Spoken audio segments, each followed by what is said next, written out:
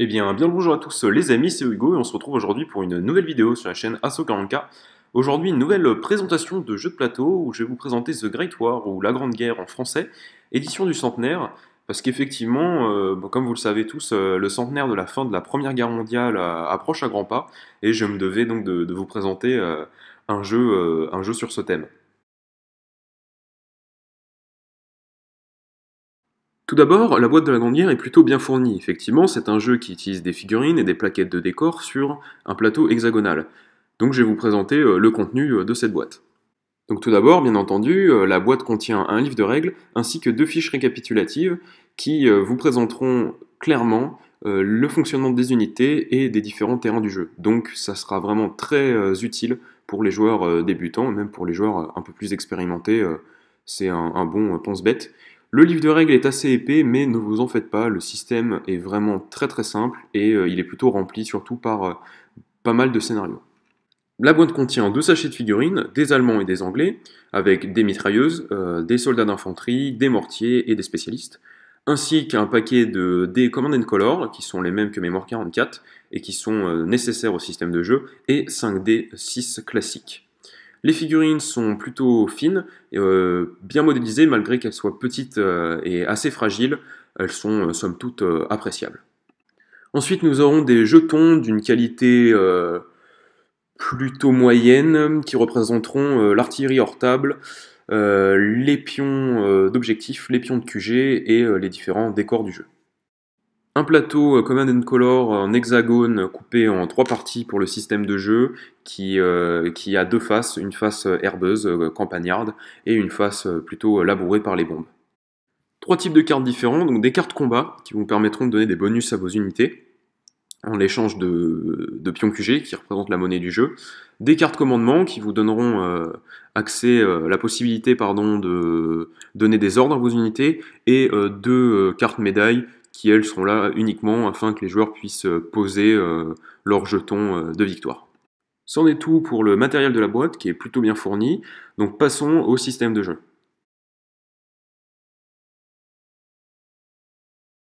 La première étape d'une partie, c'est d'abord choisir le scénario. Ensuite, les joueurs vont devoir choisir leur camp et installer la table et installer leur côté de joueur en suivant les instructions du scénario, donc qui fixe le nombre de cartes, la puissance et les pions QG ou les unités qui sont souvent différentes suivant le camp que vous jouez.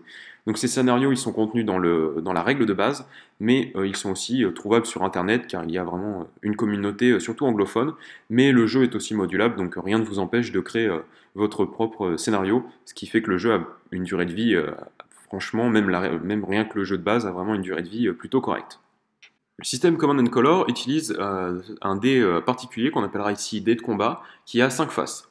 La face étoile qui vous procurera un jeton QG lorsque vous le tirerez, une face avec un symbole de soldat qui lui symbolise une perte qui peut être annulée suivant les terrains et les couverts, une phase retraite qui est une retraite d'une case qui peut aussi être annulée, une phase d'explosion qui symbolise une perte dans tous les cas, et une phase tête de mort qui représente soit un raté, donc aucun résultat, soit une perte dans certaines conditions. La première phase d'un tour de jeu est l'utilisation d'une carte stratégique. Par exemple ici, le joueur anglais va jouer une carte attaque à gauche qui va lui permettre d'activer 3 unités dans son aile gauche. Une unité qui est entre deux ailes peut être utilisée dans l'une ou l'autre. L'activation permet aux unités de se déplacer ou de tirer suivant leur capacité. Les capacités changent suivant le type d'unité utilisée ou les terrains. C'est donc à vous de vérifier et de faire attention à ça. La phase de combat est elle aussi assez simple grâce au système de dés de Command and Color. Par exemple ici, avec ma mitrailleuse, je vais tirer sur l'unité allemande qui a découvert et qui se trouve à 2 cases. Je sais qu'à 2 cases, ma mitrailleuse a une puissance de 3 dés. Je lance mes 3 dés. J'obtiens un résultat crâne qui ne fait aucune perte, et un résultat explosion et un résultat soldat. Donc l'unité allemande en face de moi subit 2 pertes. Dans la Grande Guerre, les unités qui se trouvent dans des terrains, comme par exemple ici un trou d'obus, bénéficient d'une certaine protection. Par exemple, si je tire dessus avec ma mitrailleuse comme avant, le résultat explosion causera une perte, car on en cause une dans tous les cas, le résultat crâne ne causera aucune perte comme tout à l'heure, mais le résultat soldat sera annulé par l'effet du terrain. Les terrains annulent plus ou moins de dés, ça c'est à vous de le vérifier dans le livre de règles. Il est donc plus important pour moi, joueur anglais, de tirer sur une unité à découvert et à même distance, comme fait précédemment. Une des nouveautés de la Grande Guerre, c'est l'utilisation des jetons QG, qui représentent la monnaie du jeu. C'était absent de Mémoire 44, donc c'est une sorte d'évolution, ou même d'amélioration pour certains. Et ces pions QG vont vous permettre de faire des tirs de barrage d'artillerie avec vos artilleries hors table, utiliser des cartes combat qui sont payantes, comme par exemple ici une carte qui vaut 3, ou encore utiliser certaines cartes stratégiques qui vous demanderont d'utiliser des pions QG.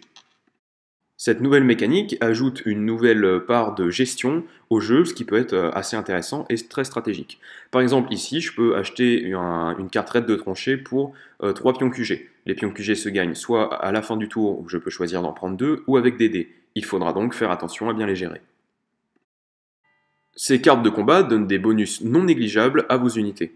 Ça peut être donc un super avantage dans certaines situations. Un autre élément important de la Première Guerre mondiale est donc représenté en jeu. On l'appellera l'artillerie de réserve ou l'artillerie hors table. On peut donc demander des bombardements. Les bombardements se font avec des pions QG. Par exemple ici, le joueur allemand a un bombardement d'une valeur de 3. Il peut donc dépenser 3 pions QG qu'il convertira en D6. Ces D6 vont être jetés grâce à un gabarit d'explosion qu'on va placer sur le plateau. Suivant les résultats, les dés vont se transformer en dés combats qui vont être infligés aux unités dans les hexagones où le tir a pu dévier. En sachant qu'en cas de double, comme sur cet exemple, 4, on l'a fait 2 fois, donc c'est des doubles, on va placer le nombre de doubles dans le milieu. Ces tirs au milieu vont être donc plus précis, mais aussi plus dévastateurs, car les résultats crânes vont causer des pertes.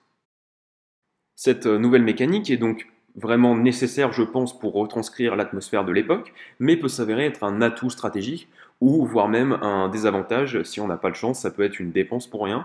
C'est pour ça que moi, en tant que joueur, généralement, je préfère investir dans des cartes de combat si j'en ai l'occasion et que j'ai assez de pions QG. Mais c'est vrai que les tirs d'artillerie peuvent être représentent un bon potentiel pour les armées. C'en est tout pour cette présentation très simple et très concise des règles de la Grande Guerre. Passons désormais à mon avis.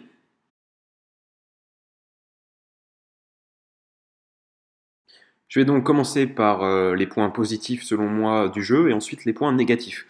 En sachant que celui-ci, si vous avez vu la vidéo présentation de Fief, ce jeu, la Grande Guerre, a pour moi beaucoup plus de points négatifs que Fief par exemple.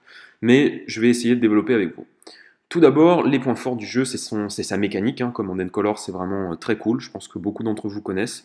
Et là, le jeu, selon moi, utilise parfaitement Command & Color. Les ajouts qui ont été faits, donc les tirs d'artillerie, les pions QG, les cartes, c'est vraiment un super ajout par rapport à des jeux comme Mémoire 44. Donc le jeu, il est vraiment très bien, il retranscrit très bien, je trouve, l'atmosphère de la Première Guerre mondiale tout en réussissant à être mobile. C'est pas un jeu qui va vous dire de camper sur vos positions.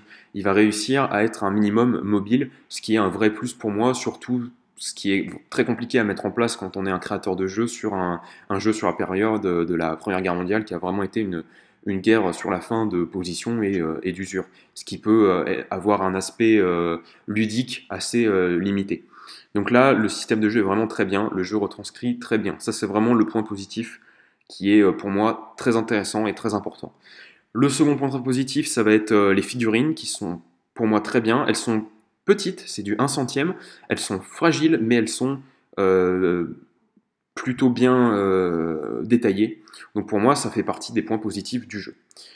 L'ambiance graphique du jeu est correcte, même si j'aurais pas forcément fait des choix qui ont été faits par la production ou les designers, surtout sur les plateaux et les tuiles.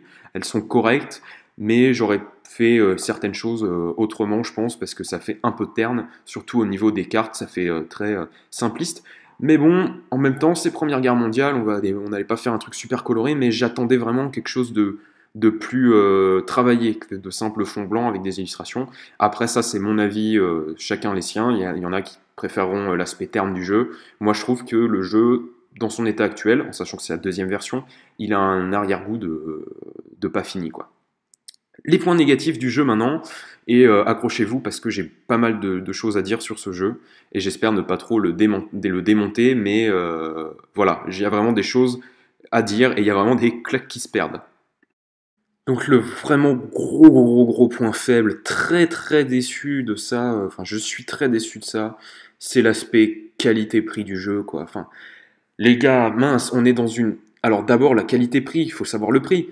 On est dans une tranche en boutique, trouvable entre 70 et 80 euros. 70 et 80 euros, ça commence à faire du très gros jeu. De très belles productions se trouvent dans 70-80 euros. On pourrait déjà rien que citer les Axie Analyse, qui sont des productions juste exceptionnelles, qui sont trouvables à à des prix corrects et à des prix qui sont inférieurs à celui de mémoire, enfin pas de mémoire, pardon, de la Grande Guerre. La qualité n'est pas au rendez-vous, je suis désolé. Là, le jeu, dans l'état actuel, selon moi, il est dans une gamme de prix entre 50 60 euros grand max, parce que 50-60 euros, il faut savoir que c'est à peu près la gamme de prix de son frère, de son grand frère, Mémoire 44. Et pour moi, la Grande Guerre, il a un matériel qui est en dessous du standard Mémoire 44. C'est en dessous de Mémoire 44. Par contre, niveau prix, on est au-dessus. Donc là, c'est pas normal. Et donc, je vais vous donner mon avis, enfin, je vais vous donner des preuves, comme quoi c'est sur un jeu d'une sortie à 80 euros, c'est inadmissible. La qualité du titre est inadmissible sur certains points. D'abord, le matériel. Les gars, quand je paye un jeu 70 à 80 euros, j'attends un minimum d'effort de votre part. Là, le jeu, bon, il est fait en Chine, comme beaucoup de jeux. Le livre de règles, tu l'ouvres. Là, c'est une photo que quand j'ai ouvert le livre la première fois. Tu l'ouvres la première fois, les feuilles sont collées, elles se déchirent. Bon, c'est pas grand chose, mais j'ai payé 80 euros. C'est pas pour avoir un bouquin qui se détériore la première ouverture. Les tuiles, ça c'est après déballage. Les tuiles qui sont dégrappables s'abîment extrêmement facilement, surtout l'imprimé en fait. Le plateau, il était comme ça quand je l'ai ouvert. Et là, c'est pire. J'ai joué 2 fois au jeu. Maintenant, les coins sont blancs. Les coins s'abîment. Ça s'abîme là où ça se plie. Ce n'est pas normal. Ce n'est pas une bonne qualité. C'est de la mauvaise qualité pour 80 euros. Et ce n'est pas normal. Les tuiles ont des problèmes d'impression. Voici un exemple de tranchée. Vous pouvez voir qu'il y a une tranchée qui est tout à fait normale et une tranchée qui est floue. Et ça, on a la moitié des tranchées qui sont dans cet état. Les gars, c'est une seconde version. Enfin, bossez un minimum vos jeux, quoi. Faites attention, ça, on vérifie ça en post-prod. Enfin, je sais pas, moi, je fais des prototypes de jeux régulièrement. Je fais un minimum attention à ça, même si je suis amateur, je sais pas. J'ai payé 80 euros, c'est pas pour avoir ça. Le rangement, ça, c'est une maladie, un virus, une contagion qui s'est répandue entre tous les producteurs de jeux. C'est cette nouvelle boîte. La boîte avec le rangement des 2 côtés et une grosse barre de carton. Bon, là, c'est rangé en bordel, je vous l'accorde. J'ai fait un peu exprès. Mais les jeux en ce moment sortent toujours avec des boîtes comme ça. Je sais pas, Mémoire 44 et à 50 euros, comme je l'ai dit, il est un matériel beaucoup plus correct que la Grande Guerre déjà. En même temps, c'est pas le même, le même producteur, le même éditeur, donc je pense que ça a un impact là-dessus. C'est un plus petit éditeur, la Grande Guerre, mais là, dans l'état actuel, non, c'est mauvais. Enfin, le rangement, il est mal foutu, il n'est pas adapté. Il y a trop de matériel par rapport à ce rangement. Il fallait faire un rangement en compartiment plastique ou en compartiment carton, comme ce qui est fait dans des jeux, comme ce qui est fait dans des jeux plus classiques. Enfin, je sais pas, tout le monde peut faire un minimum d'effort, surtout à une gamme de prix à 80 euros. Donc vraiment, si je devrais déconseiller ce jeu, ce serait sur l'aspect qualité-prix. Enfin, les cartes, j'ai pas parlé des cartes. Les cartes sont fines, elles s'abîment extrêmement facilement et vous devrez les plastifier comme beaucoup de jeux. Je vous l'accorde, mais là c'est pas normal. J'ai payé 80 euros et je me retrouve avec un, un matériel décevant. Le matériel est décevant. Le jeu est très très cool, mais le matériel pour ce prix est décevant. Là, votre jeu il coûte pas plus de 50 euros. Enfin, je sais pas. Faire une comparaison correcte. Axie Analyse, la version de démo 1900, Europe 1941 que je dispose. Vous pourrez d'ailleurs vérifier dans les vidéos les destins des puissances, c'est parce que c'est le jeu que j'utilise. Il a un meilleur matériel. La version de démo coûte 15 dollars. Ça fait même pas 12 euros. On est sur une gamme de prix Monopoly.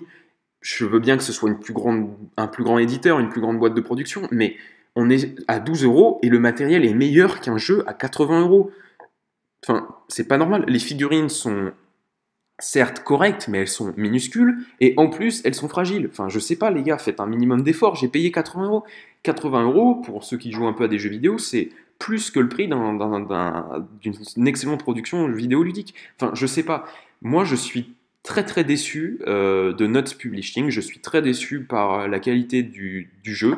Ça, j'ai l'impression que personne n'en parle sur Trick Track de la qualité de production, mais je suis désolé pour un jeu qui est trouvable entre 70 et 80 euros en boutique. Je vous parle pas d'internet. C'est inadmissible, une production ainsi. Je peux passer pour un chipoteur, mais moi, quand je paye 70 à 80 euros un jeu, j'ai envie d'avoir un bon jeu entre les mains, une bonne qualité. Là, j'ai des jeux qui m'ont coûté 40 à 30 euros, ou même 50, vous pourrez aller voir Fief, qui ont une qualité exceptionnelle et irréprochable. Et là, vous me sortez un jeu qui m'a coûté 80 balles, et vous n'êtes pas capable de faire un truc correct. Ça, je suis très déçu. Vous avez un jeu qui est génial, mais niveau qualité-prix, vous êtes décevant. Donc ça, c'était un peu mon coup de gueule et mon avis sur le jeu. Sinon, le jeu est très correct.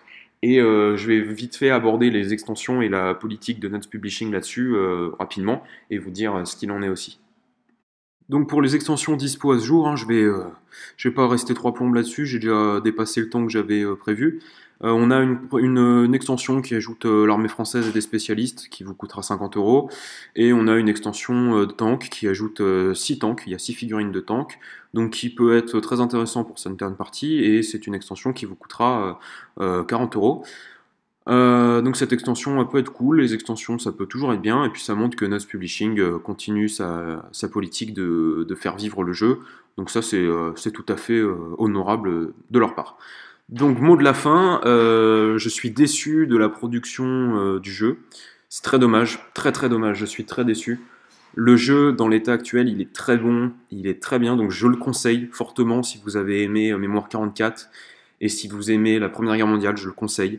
Par contre, si vous cherchez quelque chose dans cette gamme de prix qui est du stratégie, qui peut être joué à plus que deux, qui n'a pas forcément le même système, mais qui, si vous aimez juste l'histoire, pour la même gamme de prix, je vous conseillerais du Axie Analyse, hein, n'importe quelle version, surtout Pacifique 1942 qui est très chouette, Europe 1940 qui peut être correct, Europe 1942, c'est dans des gammes de prix environ à 70 euros, donc les mêmes que la Grande Guerre. Sinon, vous avez, comme je l'ai dit, la version démo d'Axie Analyse Europe 1941, qui est trouvable à 15 euros sur Amazon. Donc ça, c'est très cool. Et sinon, voilà, moi je suis un détenteur de la version anniversaire d'Axie Analyse, que je vous présenterai prochainement, qui est juste exceptionnelle. Donc si vous voulez taper dans la même gamme de prix, mais pour du bon jeu et de la bonne production, je vous conseille vraiment la série Axie Analyse, qui par contre sera en anglais, mais voilà. Donc voilà l'état du jeu actuel, jeu très bien, voilà, je me devais pardon, de vous présenter le jeu pour le centenaire de la Première Guerre mondiale. Et donc c'est fait. Et donc malgré ce petit coup de gueule de fin, j'espère que la vidéo vous aura plu, que vous ne me voyez toujours pas comme un monstre qui détruit l'industrie, mais plutôt comme quelqu'un qui donne son avis, franchement, sur ce qu'il pense du jeu. Et je pense que c'est ce que j'ai fait dans cette vidéo. Donc je vous invite à mettre un j'aime si vous avez aimé, ou enfin en tout cas donner votre avis, surtout dans les commentaires, à me faire des retours sur cette vidéo, si ce format vous plaît toujours, parce que voilà, je compte en faire de nouveau, mais si ça vous plaît pas, ben j'arrêterai sûrement ce concept. Donc voilà, donc j'espère que ça vous a plu, n'hésitez pas à vous abonner à la chaîne Asso40K, c'était Hugo, et je vous dis bye bye bye bye.